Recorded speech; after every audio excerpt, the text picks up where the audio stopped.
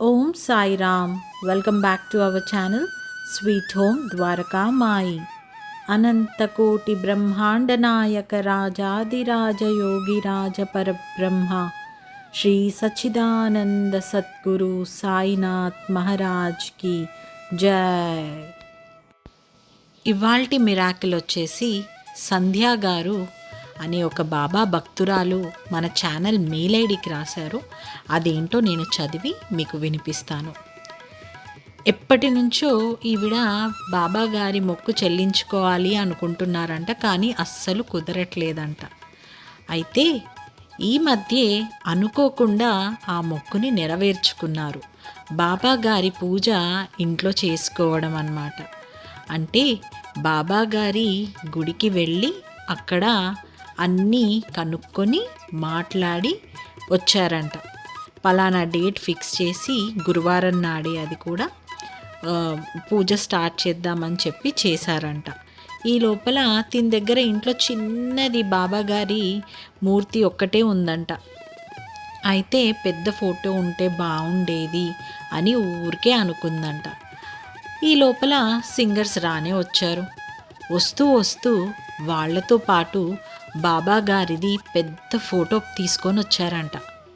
అయితే ఈవిడకి ఆ ఫోటో చూడగానే చాలా సంతోషం వచ్చేసి ఆనంద బాష్పాలు అంటారు కదా, అవి వచ్చాయంట. అంత సంతోషం వేసింది బాబాగారి ఫోటో చూడగానే. ఇంకా ఆ ఫోటో రాగానే సాక్షాత్తు బాబాగారే ఇంటికి వచ్చారని ఎనలేని సంతోషంతో చక్కగా బాబాగారి ఫోటోకి చందనంతో ఇంకా అత్తరుతో అలంకరించారంట. అసలు చదువుతుంటేనే నాకు ఎంత సంతోషం వేసిందో, ఎంత చక్కగా తను వర్ణించారో. అయితే ఇంకా చుట్టాలు ఒకరు వస్తూ ఉన్నారంట, ఇరుగు పొరుగు వాళ్ళు కూడా వస్తూ ఉన్నారు. ఈ లోపల వీళ్ళు ఫుడ్ ఎవరికైతే కేటరింగ్కి ఇచ్చారో వాళ్ళు కూడా అంతా తీసుకొని వచ్చి అమరుస్తూ ఉన్నారంట. అయితే వీళ్ళు 115 మందికి అని చెప్పి ఫుడ్ ఆర్డర్ ఇచ్చారంట. కానీ జనాభా చూస్తే చాలామంది వచ్చేసారంట. అసలు ఒక చిన్నపాటి పెళ్లి ఫంక్షన్ లాగా అంతమంది జనాలు వచ్చారంట ఆ రోజు పూజకి. అంటే దేవుడి పూజ కదా, ఒకరు వాళ్ళ ఫ్రెండ్స్కి అలా చెప్పుకొని చాలామంది అయిపోయారంట. వీళ్ళకి టెన్షన్ అయిపోయింది. మనం చెప్పుకున్నది 115 మందికే కదా, అంటే 115 మెంబర్స్కే చెప్పాం కదా, మరి ఫుడ్ సరిపోదా అని భార్యాభర్తలు ఇద్దరు చాలా కంగారు పడుతూ ఉన్నారంట.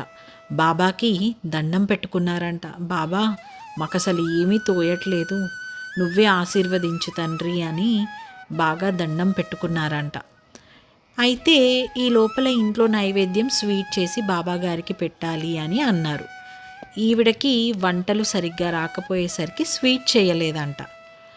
కేటరింగ్ వాళ్ళు ఎలాగైనా స్వీట్ తెచ్చినప్పటికీ కూడా బాబాగారికి ఆ దూద్ పేడ అంటే చాలా ఇష్టం కదా, అది ఉంటే బాగుండేది అని చాలా మనసులో అనుకుంటే వచ్చిన గెస్ట్లో చాలామంది స్వీట్ బాక్స్లో దూద్ పేడానే తీసుకొచ్చారంట. అంటే తిను ఏదైతే లేదు అని బాధపడుతుందో అది ఒకటి అలా వస్తూ ఉండేసరికి ఈమె సంతోషానికి అసలు అవధులు లేకుండా పోయి చాలా ఆశ్చర్యపడ్డారంట. అంటే బాబాగారు నేను ఏమైతే అనుకుంటున్నారో ప్రతీది వింటున్నారు అని చాలా సంతోషపడిందంట. బాబాకి మనసులోనే కృతజ్ఞతలు చెప్పుకున్నారంట.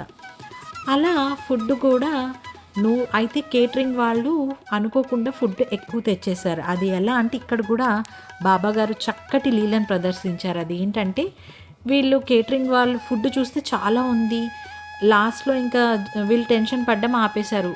కేటరింగ్ వాళ్ళని అడిగితే మేము ఫుడ్ 115 మెంబర్స్కే చెప్పాం కదా, మీరు ఇంత ఫుడ్ ఎలా తెచ్చారు, మేము చెప్పలేదు కదా అంటే కేటరింగ్ వాళ్ళు అన్నారంట, లేదండి మీరే కదా 150 మెంబర్స్కి అన్నారు అని. సో ఆ 50కి కన్ఫ్యూజ్ అయ్యి కేటరింగ్ వాళ్ళు ఫుడ్ అనేది ఎక్కువగా చేసుకొని వచ్చారంట.